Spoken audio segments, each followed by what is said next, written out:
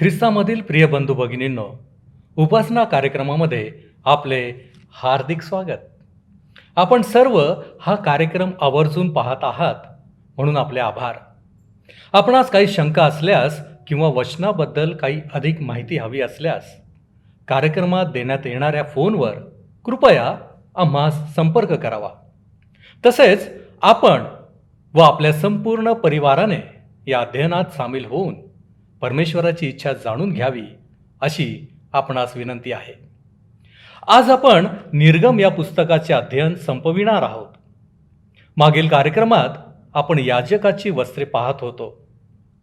आज आपण उरपट तयार करणे, इतर याजकीय वस्त्रे तयार करणे, निवास मंडपातील वस्तूंची सिद्धता आणि निवास मंडपाची उभारणी पूर्ण करणे आणि शेवटी निवास मंडप परमेश्वराच्या तेजाने भरून जातो या गोष्टी पाहणार आहोत.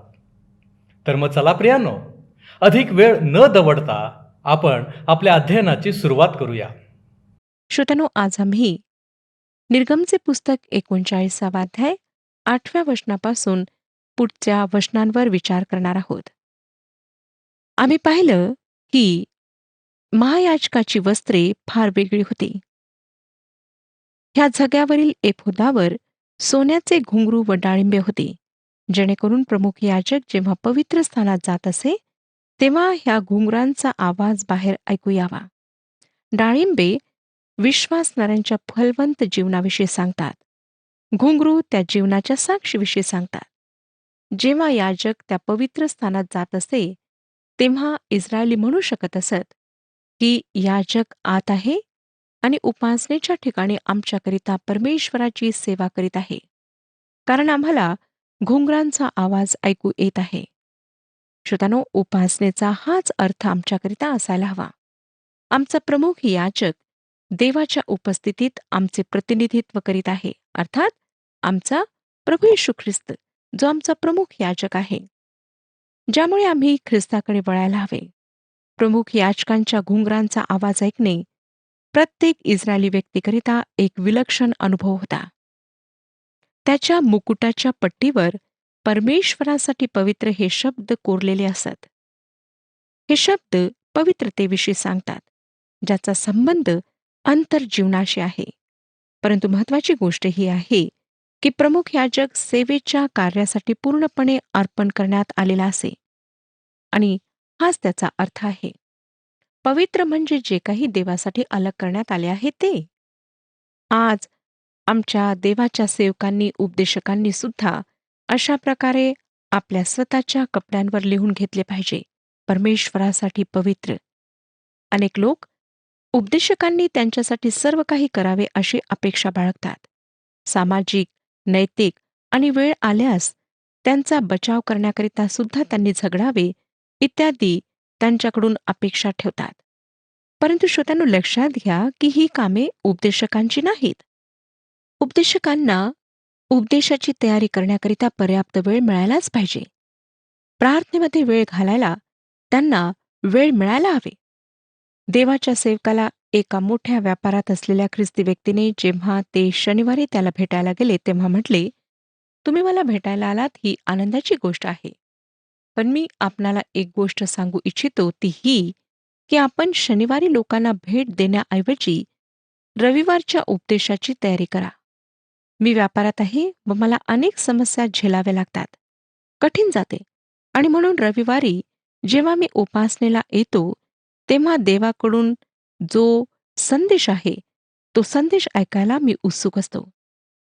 मला मदतीची गरज आहे आणि आशा आहे की आपण शनिवारचा दिवस उपदेशाची तयारी करण्यामध्ये आणि प्रार्थना करण्यामध्ये व्यतीत कराल. मला वाटतं श्रोत्यांनो, त्या व्यक्तीचे म्हणणे अगदी बरोबर होते. उपदेशकांनी अशा प्रकारचा मुकुट ज्यावर लिहिलेले आहे परमेश्वरासाठी पवित्र आज घालण्याची गरज आहे.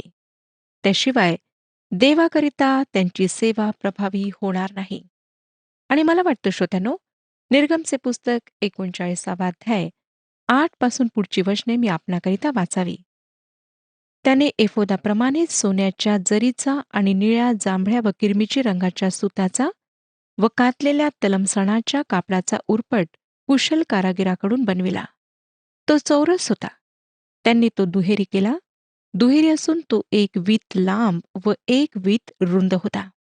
त्यात रत्नांच्या 4 रांगा बसविल्या. पहिल्या रांगेत लाल, पुष्कराज व माणिक, दुसऱ्या रांगेत 5 इंद्रनील मणी व हिरा, तिसऱ्या रांगेत तृणमणी, सूर्यकांत व पद्मराग, आणि चौथ्या रांगेत लसणा, गोमेद व यास्फे. ही रत्ने सोन्याच्या जाळीदार कोंदणात खचिली. इस्रायलाच्या मुलांच्या नावाच्या संख्ये एवढी ही रत्ने होती. त्यांच्या संख्ये इतकी 12 नावे होती. मुद्रा जशी कोरितात तसे 12 वंशापैकी एकेकाचे नाव एकेका रत्नावर त्यांनी कोरिले. दोरीसारखा पीळ घातलेल्या शुद्ध सोन्याच्या साखळ्या उरपटावर लाविल्या. सोन्याची 2 जाळीदार कोंदणे आणि सोन्याच्या 2 कड्या करून उरपटाच्या दोन्ही टोकास लाविल्या. उरपटाच्या टोकास लाविलेल्या दोन्ही कड्यात पीळ घातलेल्या सोन्याच्या साखळ्या घातल्या. पीळ घातलेल्या दोन्ही साखळ्यांची दुसरी 2 टोके दोन्ही जाळीदार कोंदणात खचून त्या एफुदाच्या दोन्ही खांदपट्ट्यावर पुढल्या भागी लाविली. सोन्याच्या आणखी 2 कड्या करून उरपटाच्या दोन्ही टोकांवर म्हणजे एफोदाच्या आतल्या बाजूस असलेल्या कोरीवर लाविल्या.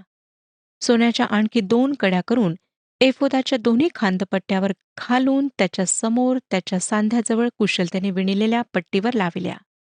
त्यांनी त्या उरपटाच्या कड्या एफोदाच्या कड्यांना निळ्या फितीने अशा बांधिल्या की कुशलतेने विणलेल्या एफोदाच्या पट्टीवर तो राहावा आणि एफोदावरून उरपट सरकू नये.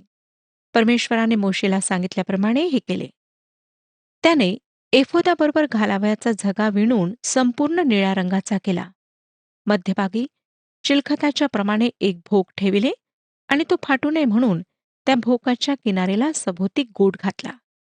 त्यांनी त्या झगाच्या खालच्या घेरात सभोवती निळ्या, जांभळ्या व किरमिजी रंगाच्या कातलेल्या सुताची डाळिंबे काढली. शुद्ध सोन्याची घुंगरे केली आणि झगाच्या खालच्या घेरात सभोवती 2-2 डाळिंबाच्या दरम्यान 1-1 अशी ती लाविली. म्हणजे झग्याच्या खालच्या घेरात सभोवती एक सोन्याचे घुंगरू व एक डाळिंब, पुन्हा एक सोन्याचे घुंगरू व एक डाळिंब अशी ती लाविली. हा झगा सेवा करतेवेळी घालण्यासाठी होता. परमेश्वराने मोशेला सांगितल्याप्रमाणे हे केले. अहरोन व त्याचे मुलगे ह्यांच्यासाठी तलम सणाच्या विणलेल्या कापडाचे अंगरखे आणि तलम सणाचा मंदिल, तलम सणाचे सुंदर फेटे, कातलेल्या तलम सणाचे तोरणे, कातलेल्या तलम सणाचा आणि निळ्या, जांभळ्या व किरमिजी रंगाचा वेल बुट्टीदार कमरबंद ही बनविली. परमेश्वराने मोशेला सांगितल्याप्रमाणे हे केले. त्यांनी पवित्र मुकुटाची पट्टी शुद्ध सोन्याची केली व मुद्रा कोरितात तशी तिच्यावर ही अक्षरे कोरिली. परमेश्वरासाठी पवित्र. ती मंदिरावर बांधिता यावी म्हणून तिला त्यांनी निळ्या रंगाची फीत लाविली. परमेश्वराने मोशेला सांगितल्याप्रमाणे हे केले. ह्या प्रकारे दर्शन मंडपाच्या निवास मंडपाचे सर्व काम समाप्त झाले. परमेश्वराने मोशेला आज्ञा दिली होती, तिला अनुसरून इस्रायल लोकांनी सर्व काही केले. त्यांनी मग तो निवास मंडप मोशेकडे आणला. तंबू व त्याचे सर्व सामान म्हणजे त्याच्या आकड्या, त्याच्या फळ्या, त्याचे अडसर, त्याचे खांब व त्याच्या उथळ्या, आणि लाल रंगविलेली मेंढ्याची कातडी व तहशाची कातडी आणि अंतरपट, साक्षपटाचा कोश व त्याचे दांडे आणि दयासन, मेज, त्यावरील सर्व सामान व समक्षतेची भाकर, शुद्ध दीपवृक्ष, त्याचे दिवे म्हणजे रांगेने लावावयाचे दिवे, त्याची सर्व उपकरणे आणि दिव्यासाठी तेल, सोन्याची वेदी, अभिषेकाचे तेल, सुगंधित धूप आणि तंबूच्या द्वारासाठी पडदा, पितळीची वेदी आणि तिची पितळीची जाळी, तिचे दांडे व तिची सर्व पात्रे, गंगाळ व त्याची बैठक, अंगणाचे पडदे, अंगणाच्या कनाती, खांब व उथळ्या, अंगणाच्या फाटकाचा पडदा, तणावे, मेखा आणि निवास मंडपाच्या व दर्शन मंडपाच्या सेवेसाठी लागणारे सर्व साहित्य, पवित्र स्थानात सेवा करण्यासाठी कुशलतेने विणलेली तलम वस्त्रे, अहरोन याजकाची पवित्र वस्त्रे आणि याजक ह्या नात्याने सेवा करण्यासाठी त्याच्या मुलांची वस्त्रे, ही सर्व त्यांनी आणली. परमेश्वराने मोशेला आज्ञा दिली होती, तिला अनुसरून इस्रायल लोकांनी सगळे काम केले. लोकांनी काम केले ते सर्व मोशेने पाहिले. ते त्यांनी परमेश्वराच्या आज्ञेप्रमाणे केले होते म्हणून त्याने त्यांना आशीर्वाद दिला.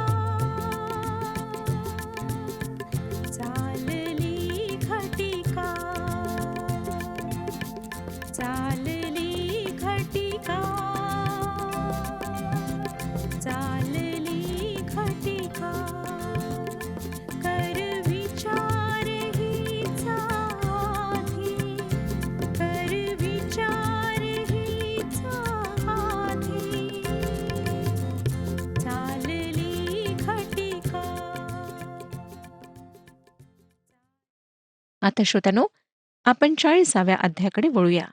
त्यामध्ये निवास मंडप उभारणे व शकेना गौरवाने त्या निवास मंडपाचे भरल्या जाणे आम्ही पाहणार आहोत. या अध्यायात निवास मंडप उभारण्यात आला आहे. त्यातील सर्व वस्तूंविषयी, याजकांच्या वस्त्रांविषयी आम्ही अध्ययन केले. म्हणून मी अगदी थोडक्यात काही विशेष महत्त्वाच्या गोष्टी आपणाला सांगणार आहे. परंतु एका गोष्टीला आम्ही विशेष करून पाहणार आहोत.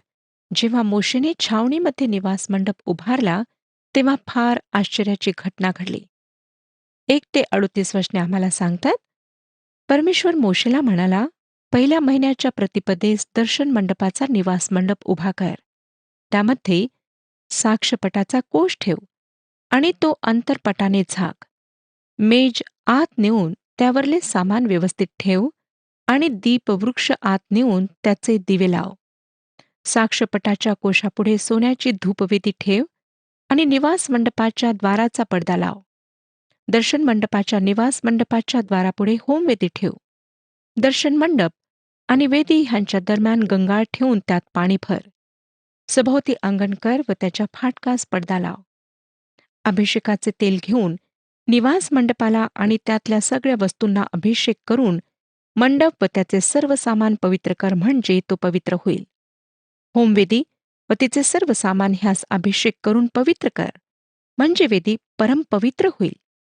गंगाळ व त्याची बैठक ह्यास अभिषेक करून गंगाळ पवित्र कर.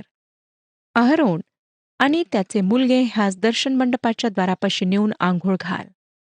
अहरोनाला पवित्र वस्त्रे घाल व त्याला अभिषेक करून पवित्र कर, म्हणजे तो याजक ह्या नात्याने माझी सेवा करेल. त्याच्या मुलांना जवळ बोलावून त्यांना अंगरखे घाल. त्यांच्या बापाला जसा अभिषेक करशील तसाच त्यांना कर, म्हणजे याजक ह्या नात्याने ते माझी सेवा करतील. हा त्यांचा अभिषेक त्यांच्यासाठी पिढ्यानपिढ्या निरंतरच्या याजकपदाचा दर्शक होईल. मोशेने तसे केले, म्हणजे परमेश्वराने आज्ञा दिल्याप्रमाणे त्याने तसे केले. दुसऱ्या वर्षातील पहिल्या महिन्याच्या प्रतिपदेस निवास मंडपाची उभारणी झाली. मोशेने निवास मंडप उभा केला. त्याने त्याच्या उथळ्या बसवून फळ्या लाविल्या, अडसर लाविले व त्याचे खांब उभे केले. त्याने निवास मंडपावरून तंबू ताणिला व तंबूचे आच्छादन त्याच्यावर घातले. परमेश्वराने आज्ञा दिल्याप्रमाणे मोशेने हे केले. त्याने साक्षपट घेऊन कोशात ठेविला व कोशाला दांडे लावून त्याच्यावर दयासन ठेविले. त्याने तो कोश निवास मंडपात नेला आणि अंतरपट लावून साक्षपटाचा कोश झाकिला. परमेश्वराने मोशेला आज्ञा केल्याप्रमाणे हे झाले. त्याने निवास मंडपाच्या उत्तर बाजूस दर्शन मंडपात अंतरपटाच्या बाहेर मेज ठेविले आणि त्याच्यावर त्याने परमेश्वरासमोर भाकर व्यवस्थितपणे मांडिले. परमेश्वराने मोशेला आज्ञा केल्याप्रमाणे हे झाले. त्याने निवास मंडपाच्या दक्षिण बाजूस दर्शन मंडपात मेजासमोर दीपवृक्ष ठेविला आणि परमेश्वरासमोर दिवे लाविले. परमेश्वराने मोशेला आज्ञा केल्याप्रमाणे हे झाले. त्याने दर्शन मंडपात अंतरपटासमोर सोन्याची वेदी ठेविली. तिच्यावर त्याने सुगंधी द्रव्याचा धूप जाळला. परमेश्वराने मोशेला आज्ञा केल्याप्रमाणे हे झाले.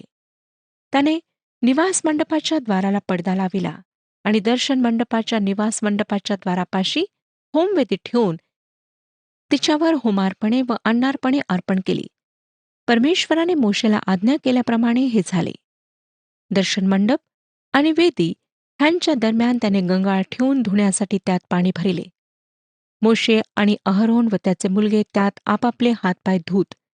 ते दर्शन मंडपात किंवा वेदीपाशी जात तेव्हा ते आपले हातपाय तेथे धूत. परमेश्वराने मोशेला आज्ञा केल्याप्रमाणे हे झाले. त्याने निवास मंडपासभोवती आणि वेदीच्या आसपास अंगणाची कनात उभी केली आणि अंगणाच्या फाटकास पडदा लाविला. ह्या प्रकारे मोशेने सर्व काम संपविले. मग दर्शन मंडपावर मेघाने छाया केली व निवास मंडप परमेश्वराच्या तेजाने भरून गेला. दर्शन मंडपावर मेघ राहिला आणि परमेश्वराच्या तेजाने निवास मंडप भरून गेला, म्हणून मोशेला आत प्रवेश करिता येईना. इस्रायल लोकांच्या एकंदर प्रवासात निवास मंडपावरील मेघ वर जाई तेव्हा ते कूच करीत आणि तो मेघ वर गेला नाही तर ते कूच करीत नसत. तो वर जाईपर्यंत ते तेथेच थांबत. परमेश्वराचा मेघ दिवसा निवास मंडपावर राही आणि रात्री त्यात अग्नी असे. हे असे एकंदर प्रवासात सर्व इस्रायल घराण्याच्या दृष्टीस पडत असे. श्रोत्यानो, जेव्हा पॉल रोमकरास पत्रात इस्रायलांचा परिचय देण्याचा प्रयत्न करतो, तेव्हा इस्रायलांना इतर लोकांपासून अलग दाखविण्यास तो अनेक गोष्टी सांगतो. रोमकरास पत्र 9 अध्याय 4 वचनामध्ये आम्हाला शक्यना गौरवाचा उल्लेख अर्थात ईश्वरी तेजाचा उल्लेख वाचायला मिळतो. हे वचन सांगतं ते इस्रायली आहेत. दत्तकपणा, ईश्वरी तेज, करार मदार, नियमशास्त्रदान, उपासना व अभिवचने ही त्यांची आहेत. फक्त इस्रायली लोकच असे होते ज्यांच्यासोबत परमेश्वराची दृश्य उपस्थिती अर्थात ईश्वरी तेज, शकेना गौरव होते. त्यानेच त्या भयंकर अशा अरण्यात त्यांचे मार्गदर्शन केले. ज्या दिवशी त्यांना कूच करायचे असे त्या दिवशी मेघ वर उचलल्या जाई. जर मेघ वर उचलल्या गेला नाही तर ते छावणीतच डेरा देऊन राहत असत. ते तेथून कूच करण्याचा प्रयत्न करीत नसत. ते त्यांच्या स्वतःच्या इच्छेने किंवा निर्णयाने बुद्धीच्या आधारे कधीच पुढे गेले नाहीत. त्यांनी त्याकरिता मते टाकले नाहीत किंवा मोशेने त्या बाबतीत निर्णय घेतला नाही. त्यांच्याकरिता त्या मेघाने ते निश्चित केले. बरेचदा श्रोत्यानो, आम्ही मंडळीत किंवा कुटुंबात म्हणतो की ख्रिस्त ह्या मंडळीचा, ह्या कुटुंबाचा मस्तक आहे. काय खरोखर तो त्या कुटुंबाचा, त्या मंडळीचा मस्तक असतो? काय तो मंडळीचे व कुटुंबाचे मार्गदर्शन करतो? काय त्याचा मेघ प्रत्येक गोष्टीचा निर्णय निश्चित करतो? किंवा मंडळीच्या कमिटीच्या लोकांच्याद्वारेच सर्व काही निश्चित केल्या जाते? एक व्यक्ती यशस्वी व्यापारी आहे म्हणून काय आपण मंडळीमध्ये त्या व्यक्तीला निवडून देता कारण त्या व्यक्तीजवळ पैसा आहे? अनेक लोक समस्येकरिता देवाच्या सेवकाला जाऊन विचारतात की आम्ही काय करावे, परंतु ते हे विसरून जातात की देवाचा सेवक सुद्धा एक मानव आहे. तो सुद्धा चुका करू शकतो. तो स्वतः त्या बाबतीत निपुण असू शकत नाही. आम्ही लोकांच्या वैवाहिक कौटुंबिक समस्या सोडविण्याकरिता पात्र नाही. फक्त आम्ही लोकांना सल्ला किंवा मार्गदर्शन देऊ शकतो. त्यांना सर्व काही पुरवणारा, त्यांच्या समस्या सोडविणारा, त्यांना मार्गदर्शन पुरवणारा एक आहे आणि तो प्रत्येक व्यक्तीची समस्या सोडविण्याकरिता पात्र आहे, योग्य आहे.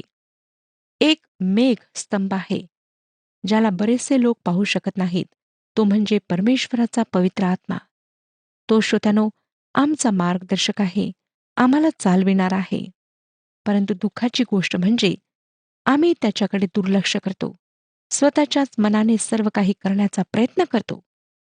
एखाद्या व्यक्तीकडे किंवा इकडे तिकडे मदतीसाठी धावतो. परंतु आम्हाला आज आत्म्याने भरलेले देवाचे सेवक, शिक्षक, मंडळीचे सभासद, वडीलजन ह्यांची गरज आहे. अशा मार्गदर्शकांची गरज आहे जे देवाच्या वचनाकडे लक्ष लावतात, देवाची इच्छा पूर्ण करू इच्छितात. आज मंडळांवर दृश्य मेघ आम्हाला दिसत नाही, परंतु देवाचा पवित्र आत्मा आम्हाला चालवू इच्छितो. तोच आमचे मार्गदर्शन करू इच्छितो. ह्याद्वारे श्रोत्यानो, निर्गमच्या पुस्तकाचे अध्ययन आता समाप्त होत आहे. हे अध्ययन मिसरच्या निस्तेज अशा भूमीवर सुरू झाले आणि देवाच्या निवास मंडपातील गौरवी उपस्थितीमध्ये समाप्त झाले. त्याच्या उपस्थितीने त्या अरण्यात त्यांचे मार्गदर्शन केले. परमेश्वर आज आपणाला निस्तेज, निराश, पापाच्या गुलामगिरीतून सोडू इच्छितो आणि तो आपणाला त्याच्या गौरवशाली उपस्थितीमध्ये त्या इच्छेच्या केंद्रस्थानी आणू इच्छितो. तो आज तुम्हाला चालवू इच्छितो, तुमचे मार्गदर्शन करू इच्छितो. आणि श्रोत्यानो, त्यासाठी आवश्यक आहे की आपण ह्या परमेश्वराच्या जवळ यावे आणि त्यासाठी एकच मार्ग आहे, तो म्हणजे प्रभू येशू ख्रिस्त. आम्हाला जुन्या करारात उत्पत्तीच्या पुस्तकापासून सर्व ठिकाणी प्रभू येशू ख्रिस्ताचे स्पष्ट चित्र दिसते.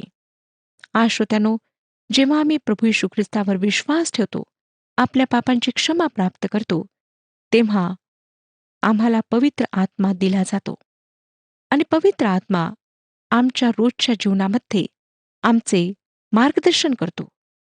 तो आम्हाला आत्मिक रूपाने चालवितो आणि तोच आम्हाला योग्य काय, अयोग्य काय हे सांगतो. आज आम्हाला त्याच्यावर अवलंबून राहायचे आहे. परंतु हा पवित्र आत्मा तेव्हाच आम्हाला मिळेल जेव्हा आम्ही खरोखर आमच्या पापांबद्दल पश्चाताप करू, प्रभू येशू ख्रिस्ताला आपला व्यक्तिगत तारणारा स्वीकारू, त्याच्यावर विश्वास ठेवू आणि परमेश्वराच्या वचनाप्रमाणे आपले जीवन जगू. आज प्रभू येशू ख्रिस्त आपणातील प्रत्येकाची वाट पाहत आहे. मग आपण कोणी का असा, त्याला आपले जीवन समर्पित करा. खरोखर श्रोत्यानो, निर्गमचे हे पुस्तक एक विलक्षण पुस्तक आहे. आपण पुन्हा आणि पुन्हा ह्या पुस्तकाला वाचा आणि अधिक आशीर्वाद प्राप्त करून घ्या. परमेश्वर आपणा सर्वांस आशीर्वाद देव. हा कार्यक्रम आपणास आवडला काय? आता आम्हाला एक मिस कॉल करा आणि आपण पुढील विजेता होऊ शकता.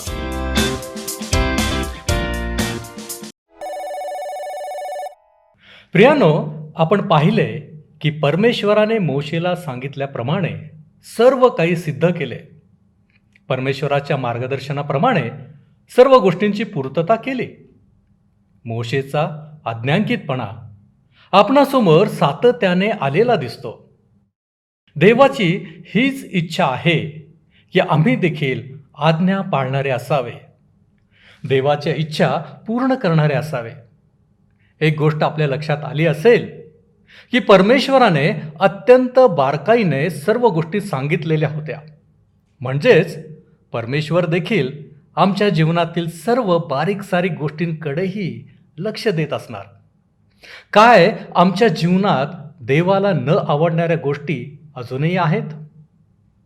तो तुमचे जीवन बदलू इच्छितो. तो तुम्हाला पापांच्या बंधनातून खरी सुटका देण्याच्या तयारीत आहे. आज आपण त्या जिवंत परमेश्वराचे आभार मानूया की आपण पवित्र शास्त्रातील आणखी एका पुस्तकाचे म्हणजे निर्गम पुस्तकाचे अध्ययन संपविले आहे. उद्यापासून आपण नवीन करारातील मार्क शुभवर्तमान याचे अध्ययन सुरू करणार आहोत. तर प्रार्थनापूर्वक आपण सर्व यामध्ये सहभागी व्हा आणि इतरांनाही सांगा. माझी खात्री आहे की या अध्ययनाच्याद्वारे आपण सर्व परमेश्वराला अधिक ओळखण्याचा प्रयत्न करणार आहोत. आपण प्रार्थना करू. सर्व समर्थ आमच्यावरती दया आणि कृपा करणाऱ्या आमच्या प्रेमळ परमेश्वर देव बापा, धन्यवाद देतो. आम्ही तुझे आभारी आहोत. या दिवसांमध्ये प्रभूजी आम्ही निर्गम पुस्तकाचं अध्ययन केलं. अनेक गोष्टी तू आम्हाला शिकवल्यास आणि प्रभूजी खरी सुटका काय आहे हे देखील तू आम्हाला समजावून सांगितलेलं आहेस. आम्ही तुझ्या नावाला धन्यवाद देतो बापा. तुझ्यामध्ये अधिक दृढतेने राहण्यासाठी या सगळ्या गोष्टी आमच्या जीवनात उपयुक्त अशा आहेत आणि म्हणून आम्ही स्वतःला तुझ्या पवित्र हातामध्ये सोपवतो. आम्हा प्रत्येकाला तू आशीर्वादित कर. आम्ही तुला धन्यवाद देत असताना या विनंत्या येशू ख्रिस्त आमचा प्रभू याच्याद्वारे मागतो म्हणून तू ऐक. आमेन. आत्म्याने दीन व्हा आणि स्वर्ग राज्याचे वाटेकरी व्हा. प्रभू आपणास सहाय्य करो.